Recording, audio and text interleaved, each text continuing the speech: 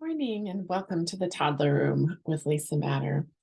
I was thinking about how I became someone who observed and learned from children this morning because I was thinking about how deeply grateful I am that I had that chance for the decade that I was a toddler teacher to observe and learn from children, about myself, about good practice, all of things that I could not have learned had I not been with children day to day.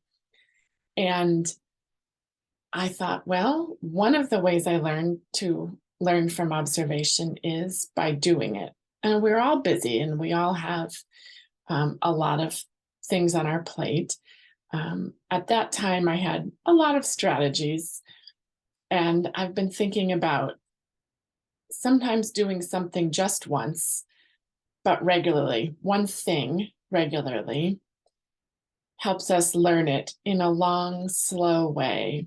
And then it just popped into my head. What if Sesame Street got it right when they had a number of the day or a word of the day?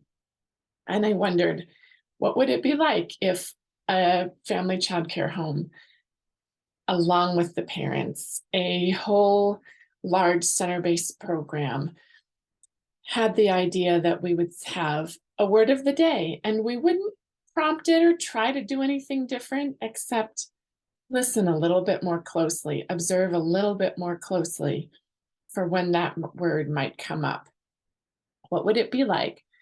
And then I zoomed into my toddler classroom and thought, well, what are some words that I heard sometimes, but not all the time? And the first thing that came to my mind was, don't let the pigeon drive the bus. And I had a child in my class.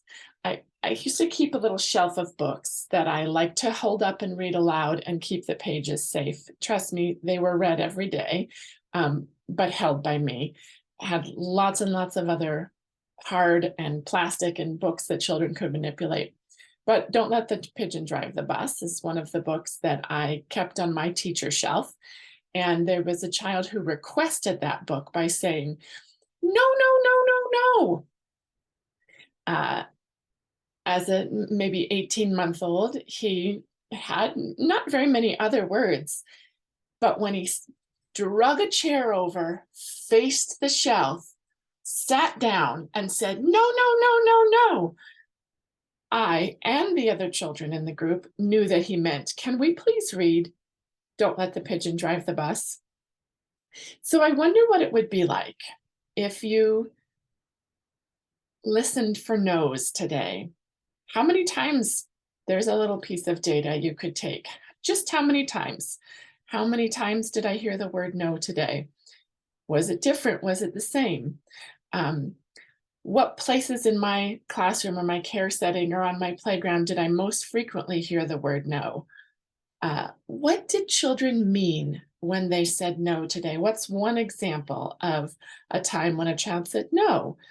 Did they say no? Did they say no? Did they say no? Just in this moment, I'm sure you had a whole story spin out from those three different no's. And so I wonder what it would be like for you to take a listen, a look, a slow down observation today of just one word. No is one that you could take a ridiculous amount of data on. It might be interested to tomorrow to take data on yes and see what happens. Let me know what you think. Is this something you'd like to engage in? I'd like to hear what happens next. I hope that you have a great day. Here in Colorado, it's pouring rain. We don't always have that, so it's a fun experience to watch. There too might be a word you could listen for today.